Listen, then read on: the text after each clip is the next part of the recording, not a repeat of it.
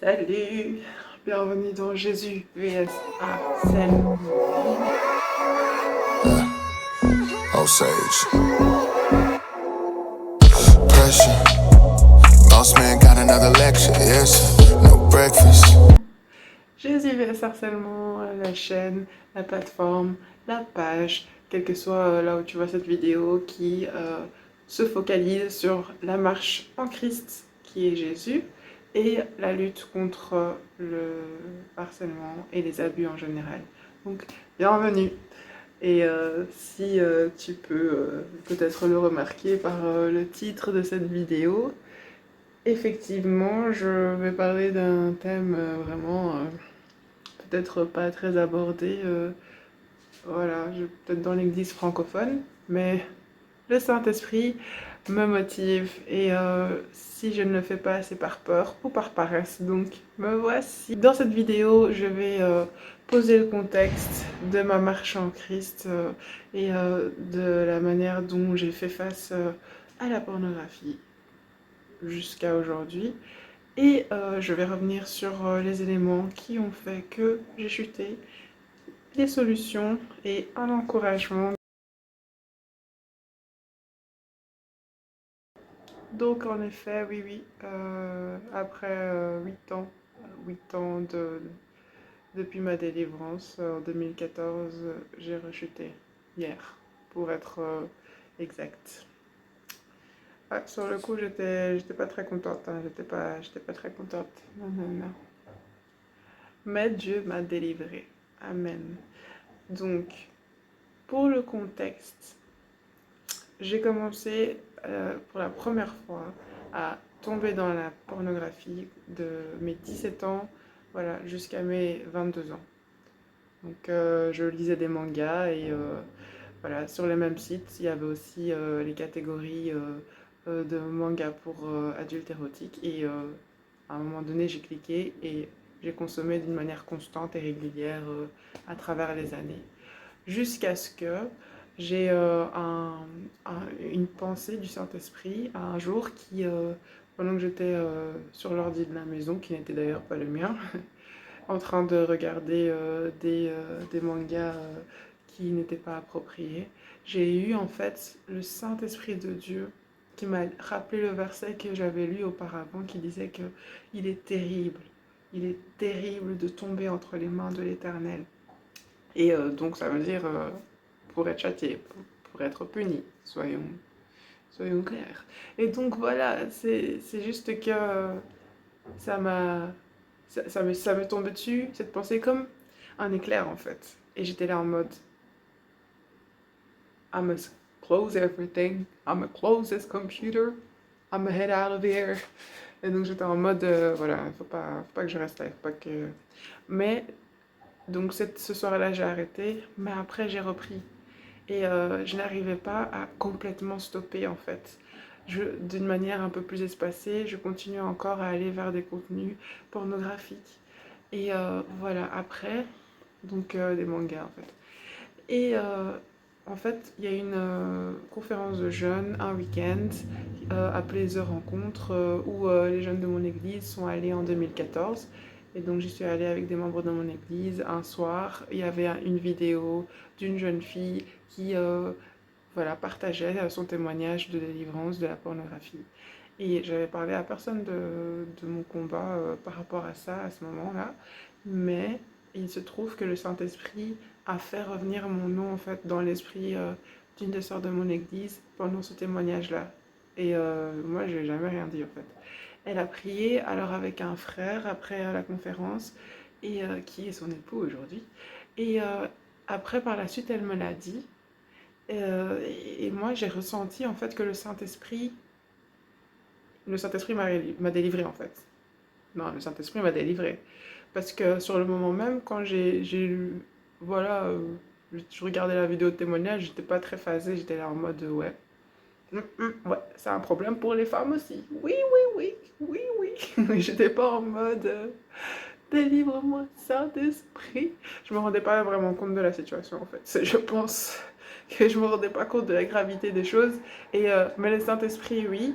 Et par cette prière, vraiment, j'ai eu une victoire. Je n'allais plus sur les sites de mangas érotiques. Je ne regardais en fait plus ça en fait. C'était vraiment la seule chose que je faisais. C'était beaucoup déjà, mais bon. Et c'est juste que je le faisais plus en fait. Je le faisais plus. Et malheureusement, c'était en avril que j'ai eu cette délivrance, mais j'ai rechuté en novembre. J'étais là en mode,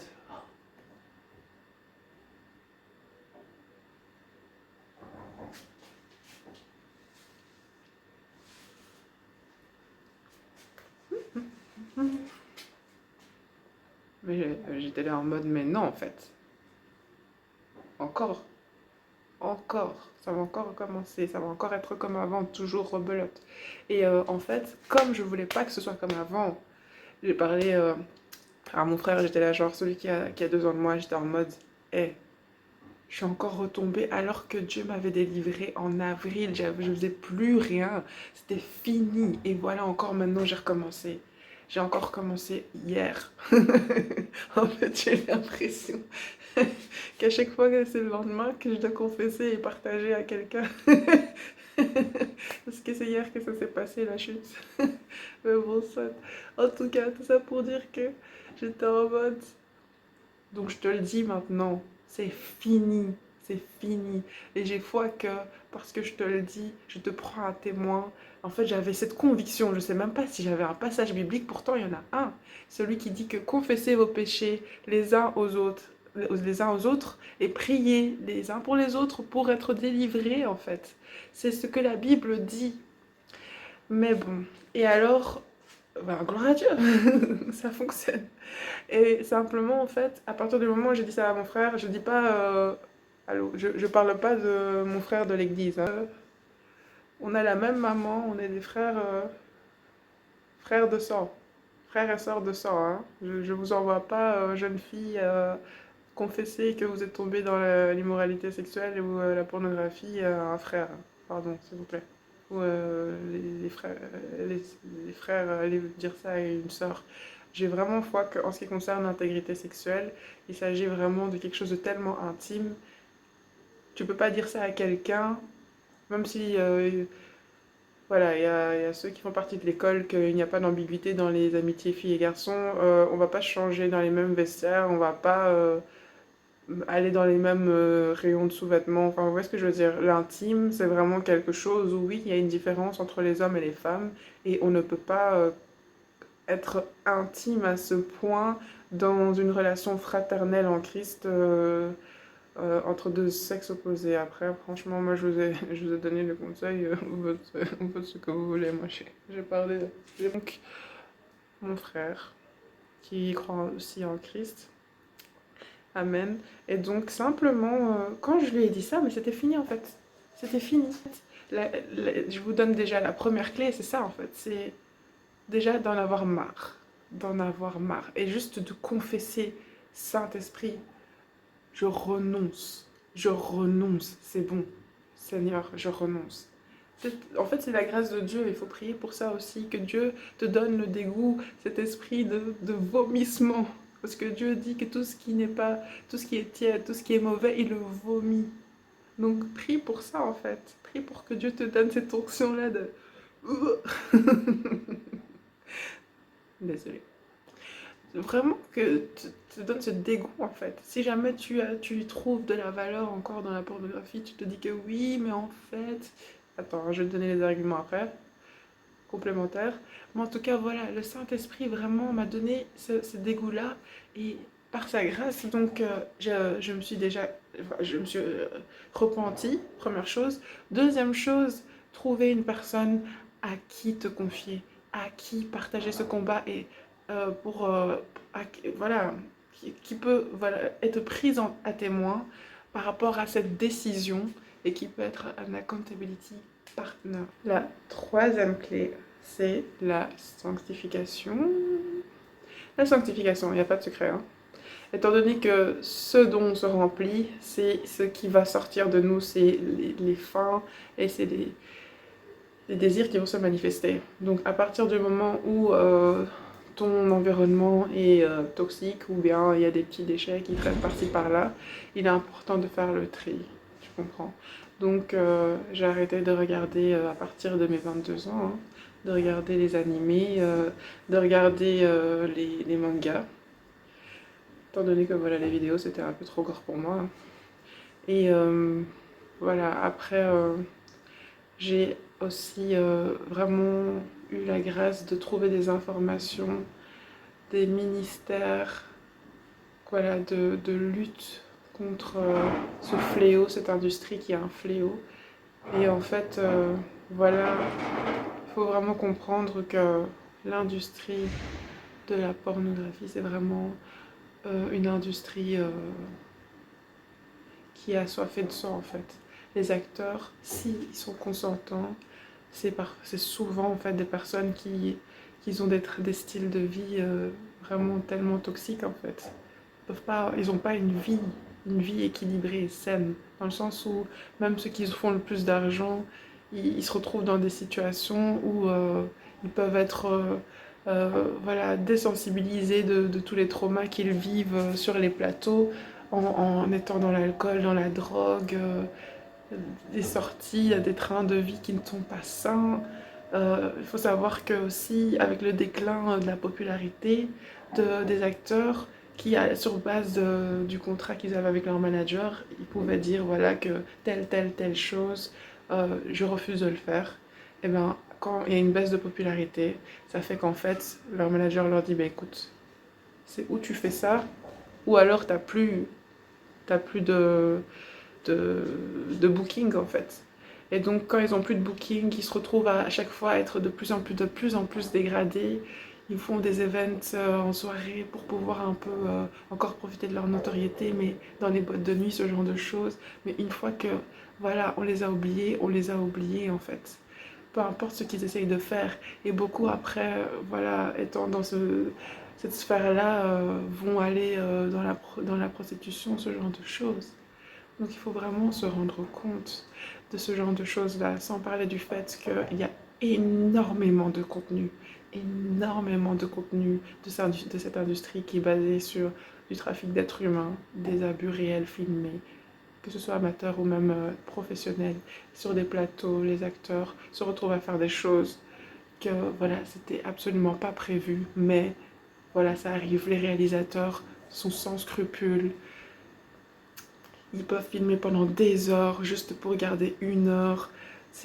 J'aime beaucoup voilà, cette organisation. Je vais mettre le nom ici parce que je la confonds chaque fois avec une deuxième organisation qui, elle, est plus dans voilà, dans la documentation, je pense, mais celle-ci est vraiment dans des actions plus un peu combat politique et vraiment lobbying et témoignage en fait des personnes qui viennent de cette industrie-là et qui directement donnent en fait les informations. Il y a aussi des pasteurs qui sont sortis de ce milieu-là et qui avant étaient acteurs, tout ça pour dire que il y a tellement d'abus, il y a tellement d'abus, il y a tellement d'abus dans cette industrie. C'est terrible, il y a tellement d'abus. Et sans parler des mineurs exploités, en tout cas, sans parler de la violence qui est faite exprès en fait pour traumatiser les gens, le taux de suicide de ces personnes-là, des acteurs-là, est très haut. La durée de vie des acteurs ce secteur-là n'est pas très élevée. Surtout si on parle de secteurs de marché géographique comme les États-Unis. Énormément de suicides en fait parmi ces acteurs-là. Donc quand quelqu'un regarde la pornographie, non seulement voilà, il se lie en fait avec les esprits qui animent les acteurs, et ça peut être vraiment genre oui, l'immoralité sexuelle, la sensualité, la séduction, l'adultère, la perversion, mais il y a aussi la dépression, l'anxiété, euh, voilà, la colère, la violence, toutes ces choses qui animent ces personnes, le tourment, la tristesse. Donc c'est pour ça que vraiment, en contact avec ces contenus-là, on se rend pas service. Tu ne te rends pas service. Je t'encourage vraiment à réaliser ça. Spirituellement, psychologiquement, même physiquement, il n'y a que des désavantages. Il n'y a que des désavantages. C'est fait pour dégoûter et tordre le don précieux d'intimité physique et pour unir deux conjoints dans le mariage que Dieu a créé. La sexualité est une bénédiction et cette industrie en fait un poison en fait. Vraiment. Et donc voilà, cette sanctification de mes 22 ans à la trentaine a eu lieu. J'ai pu vraiment découvrir goutte à goutte en fait les ministères qui luttaient contre ces abus-là, cette industrie, et en même temps aussi voilà euh, le revers de la... Il n'y a pas de médaille, l'envers du décor de cette industrie-là. Et donc j'avais plus de pensée en fait. J'ai jamais vraiment eu de pensée, quoique c'est quand même un peu quand je regardais, mais en tout cas, de mes 22 à mes 29 ans, j'avais aucune pensée immorale. Aucune pensée impudique. Aucune. Aucune. Aucune. Aucune. J'étais comme un enfant en fait. Mais j'avais rien. Rien. Limite, je me posais des questions. Je me disais, mais est-ce que c'est normal pour quelqu'un d'adulte de ressentir aucun désir? Je ferme la parenthèse. Et donc, le truc, c'est qu'à 29 ans, je sais pas si c'est mes hormones, je sais pas ce qui s'est passé, mais en tout cas, malgré le fait que je ne regardais rien en termes de séries, en termes de films, en termes d'animes, malgré le fait que aussi je n'avais dans mes choix musicaux, voilà, aucun compromis. Je n'écoutais pas la musique du monde, jusqu'à présent, aujourd'hui aussi, et ce genre de choses. À 29 ans, je commence à avoir des pensées comme ça qui sont impudiques et j'étais là en mode mais... Ça a commencé doucement, mais c'était à partir de là et j'étais là genre mais... Oh, ouais, ouais. Ça vient d'où? Et en tout cas, j'ai vraiment bataillé et tout à partir de mes 29 ans, à nouveau. Et par rapport à mes pensées, mais j'étais dans la sanctification. Et je suis dans la sanctification toujours. Et maintenant, après, ce qui s'est produit, c'est que voilà, hier, après 8 ans de rien du tout, même sur YouTube, si je voyais qu'il y avait des trucs qui étaient un peu chelous, ça devenait borderline, je laisse. Tous les dramas que je regardais, tout coréen, j'ai laissé, j'étais là en mode, c'est tendancieux, je laisse. Hier, j'ai vraiment eu des attaques dans mes pensées qui étaient vraiment fortes en fait. Je sais pas. Je suis là, genre, waouh! Mais qu'est-ce que. Et franchement, il faut comprendre que voilà, une vie de prière constante et régulière, c'est une des clés aussi. Hein. Parce que j'avais lu la parole ce jour-là, j'avais loué Dieu. Mais en tout cas, voilà, ça pour dire que celui qui se croit debout prenne garde de tomber. Et alors, pendant la journée, au lieu d'aller dans la prière, vraiment de fléchir le genou et d'être en mode Saint-Esprit, aide-moi, même si j'avais senti que je devais le faire, je ne l'ai pas fait. J'ai juste prié comme ça un peu dans mon cœur. Et puis, en allant sur YouTube, de bout en bout, je me retrouve à chercher des informations pour me préparer au mariage. Mais voilà, c'était pas les bonnes sources. Je cherchais des sources chrétiennes. Il y a beaucoup de sources chrétiennes pour parler voilà, de tout ce qui est vie intime, physique, ce genre de choses. Claire Dufour, Enseignement TV. Voilà, il y a vraiment, surtout si vous parlez en anglais, il y a vraiment beaucoup de personnes qui créent du contenu sanctifié et consacré en fait. Donc il n'y a pas d'excuse. Mais bon, voilà. Et donc alors, je me retrouve à aller sur un site, voilà, en dehors de YouTube, qui est du coup un site pornographique. Et voilà, j'ai encore, là vraiment, j'ai passé trop de temps là-dessus et j'étais en mode Saint-Esprit, garde-moi, garde-moi, garde-moi. Parce que comme je te le dis, s'exposer à des contenus comme ça veut dire qu'on s'unit, on s'accorde à des esprits contraires à Dieu, qui cherchent surtout les enfants de Dieu pour pour rentrer dans des portes de péché, pour commencer après à les tourmenter dans leurs pensées, dans leurs émotions, etc. etc.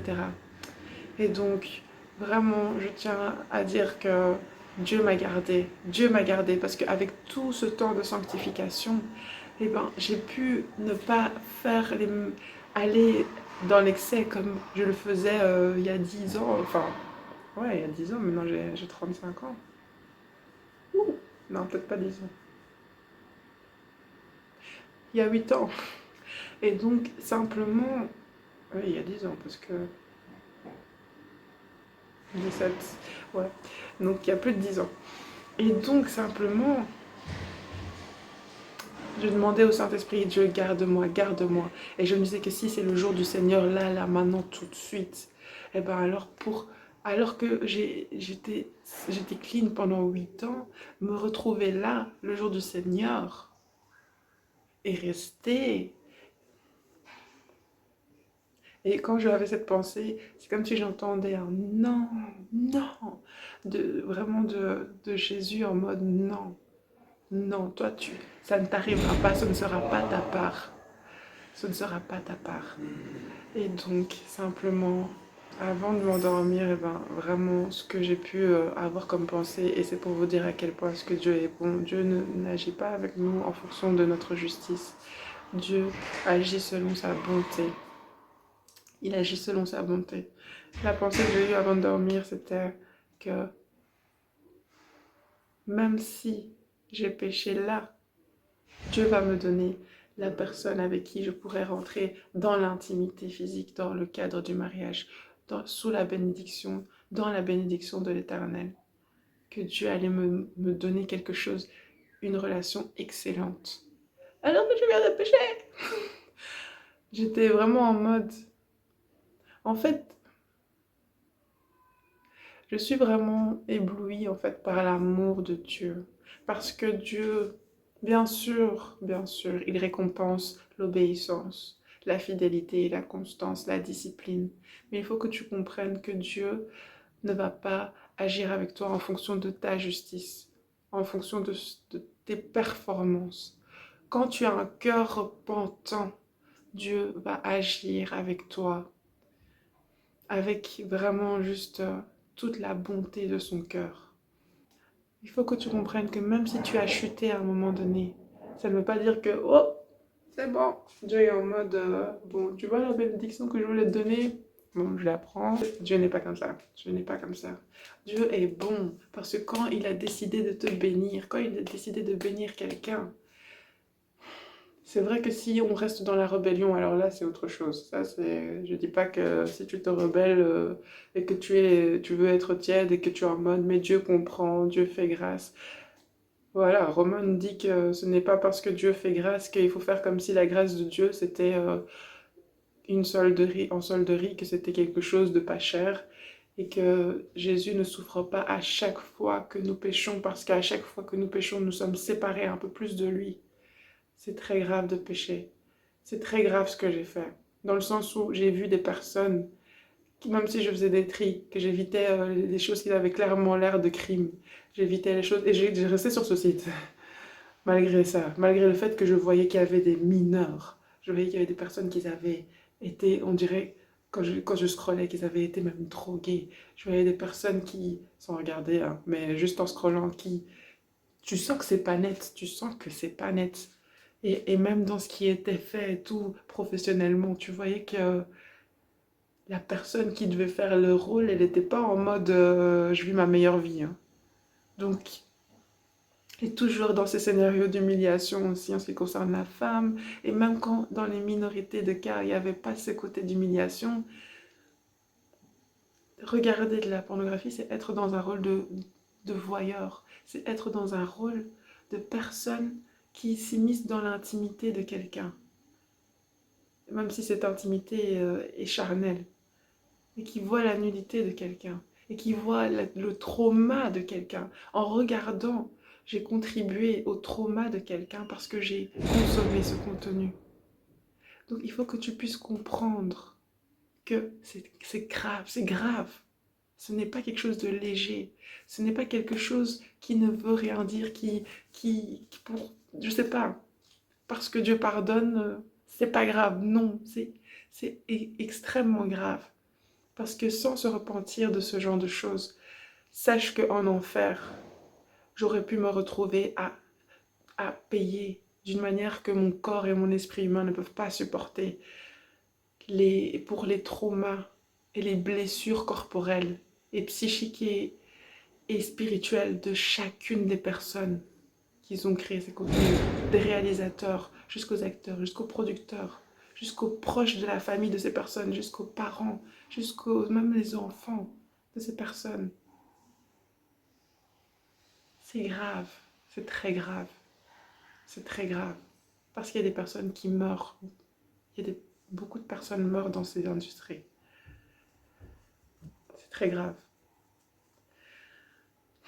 Et je le savais quand j'étais en train de scroller et de forwarder dans ces vidéos. Et je le savais.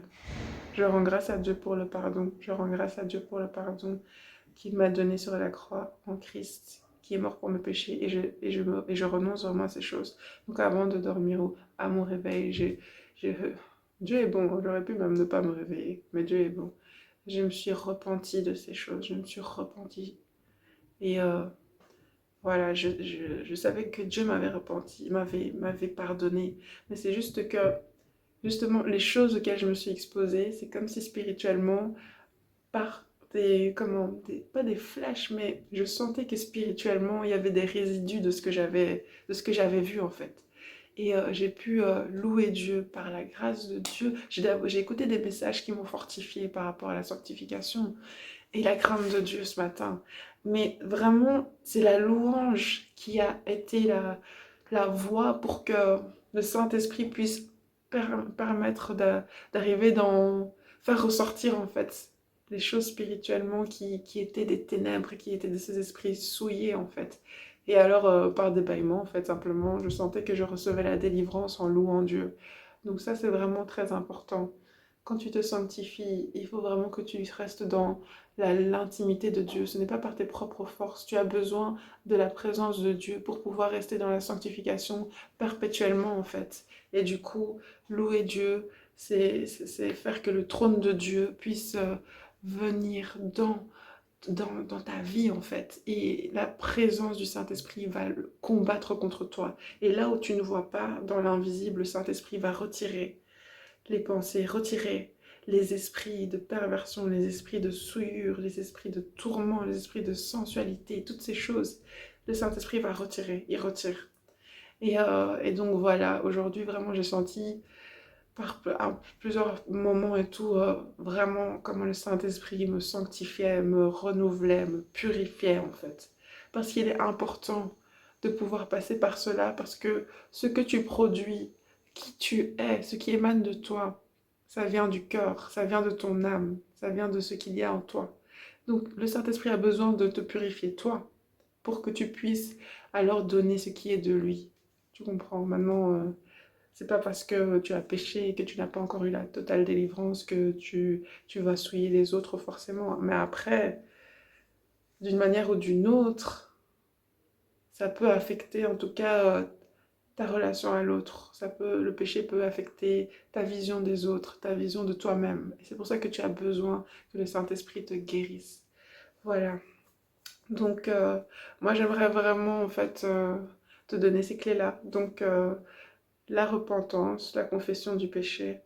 La confession du péché à une personne sur ce domaine-là vraiment qui est assez intime, qui est du même sexe, ou bien vraiment c'est quelqu'un qui est du même sang que toi et qui a la sagesse, qui a la crainte de Dieu, et qui peut être un témoin et quelqu'un qui va prier pour toi.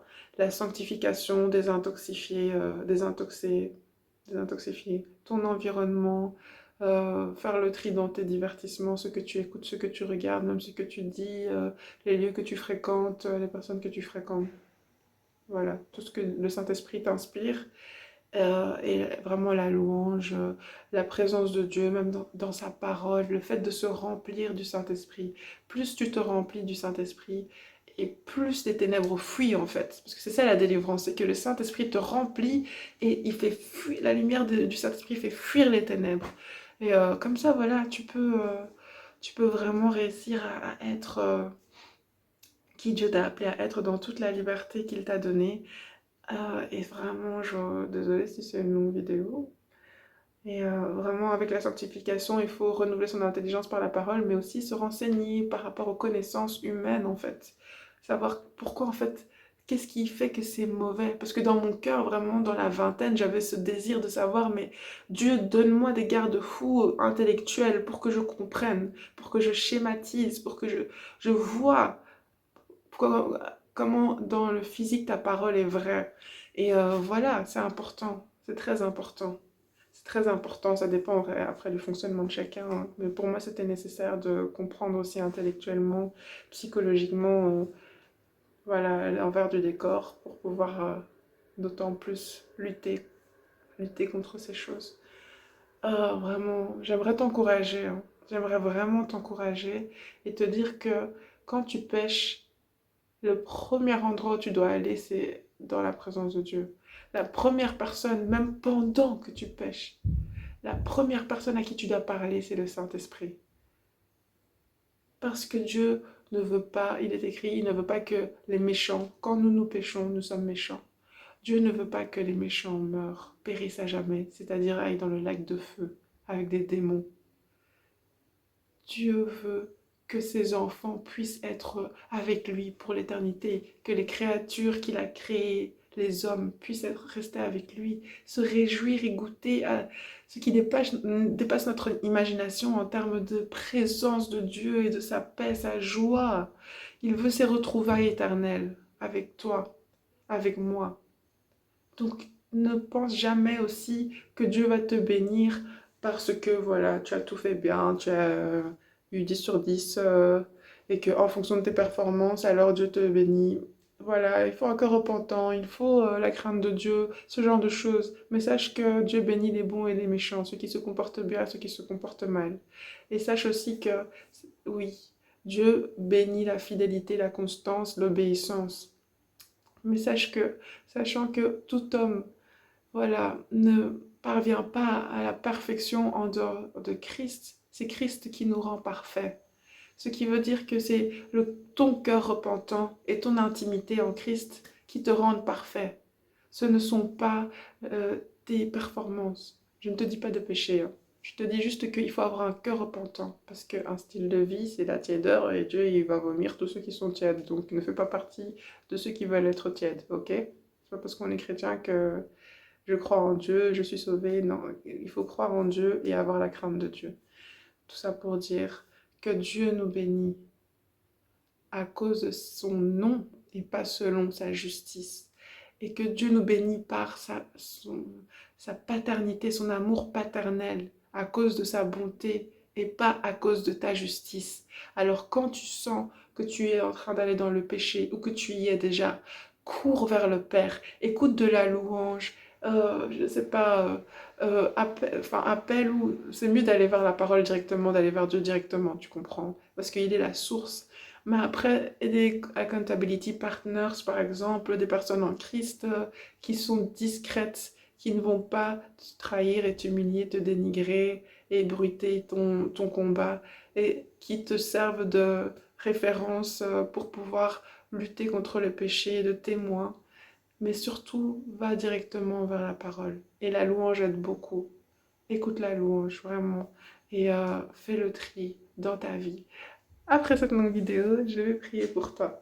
Si tu n'as pas encore donné ta vie à Jésus, fais cette prière avec moi. Seigneur Jésus-Christ, j'accepte ton sacrifice à la croix pour mes péchés. Je décide de me défaire du style de vie de péché et je décide de ne plus marcher selon ce monde. Je déclare que comme toi, tu as été crucifié sur la croix et que tu as été enterré, je suis mort avec toi sur la croix, Seigneur Jésus-Christ. Et je suis ressuscité avec toi, Seigneur Jésus-Christ, dans la vie éternel que tu m'offres dans ton salut. Seigneur Jésus-Christ, je t'accepte comme mon Seigneur, Maître et Sauveur. Et je me détourne du péché et de toute forme d'infidélité à ton nom éternel. Au nom puissant de Jésus-Christ, j'ai ainsi prié. Amen. Amen. Si tu as fait cette prière du salut, je te conseille de vraiment chercher une assemblée qui a voilà, un enseignement biblique où tu peux être entouré de frères et sœurs pour louer Dieu régulièrement, prier, également pour avoir un pasteur qui aura un cœur de berger au nom de Jésus et qui pourra t'enseigner sur la vie d'un disciple de Jésus. Car je te souhaite de ne pas être un chrétien qui a des connaissances et une culture et des habitudes chrétiennes, mais je déclare que tu seras un disciple de Jésus qui a la crainte de Dieu. Amen, amen. Repentons, faisons une prière de repentance pour tout péché qui reste encore, voilà, peut-être comme quelque chose dont tu n'es pas convaincu encore aujourd'hui que c'est grave, comme moi auparavant. Donc Seigneur Jésus-Christ, j'invoque ton esprit de conviction de péché, j'invoque la conviction de péché, j'invoque le discernement, j'invoque, Père éternel, la sagesse d'en haut, oh, Père, et la haine du péché, comme toi tu es le péché, ô Éternel, dans la vie de cette personne, qui écoute au nom puissant de Jésus-Christ, je déclare qu'elle est délivrée de toute forme d'immoralité, qu'elle soit sexuelle, Père éternel, ou qu'elle ne le soit pas, au nom puissant de Jésus-Christ, toute forme d'adultère, Père éternel, toute forme de prostitution, parce que dans la parole, tu dis que Israël, le peuple d'Israël était comme une prostituée, parce que le peuple avait tellement d'autres idoles que les gens, enfin, que ces hommes priaient en fait à la place de toi. Ils avaient des statues qu'ils érigeaient pour faire des offrandes et des sacrifices à la place d'aller à ton autel, Père éternel. Et tout nom étranger à toi vers lequel nous nous dirigeons pour retrouver le réconfort, voilà, nous amène, Père éternel, dans une prostitution spirituelle. Donc, Père éternel, je prie vraiment que tu nous délivres de toute forme de prostitution, d'adultère spirituel, dans le nom puissant de Jésus-Christ, car nous sommes tes enfants, nous sommes les créatures que tu as créées, et je déclare que, Père, toute personne, voilà, au nom de Jésus-Christ. Seigneur Dieu Tout-Puissant, je te remets, ô Père éternel, cette personne qui a écouté ce message, qui a écouté ce témoignage, au Père éternel. Si quel que soit le combat qu'elle mène contre le péché, au nom puissant de Jésus-Christ, je déclare qu'elle est sauvée par, elle est guérie et délivrée par tes meurtrissures au Seigneur Jésus-Christ. Tu es le nom au-dessus de tout péché, tu es le nom, Seigneur Jésus, au-dessus de toute perversion, de toute immoralité. Et dans le nom puissant de Jésus-Christ, je déclare la sanctification et la consécration de Christ, de toi au Saint-Esprit, dans la vie de cette personne qui m'écoute. Père, oh Père éternel, au nom puissant de Jésus-Christ. Une bonne journée à toi. Sois béni.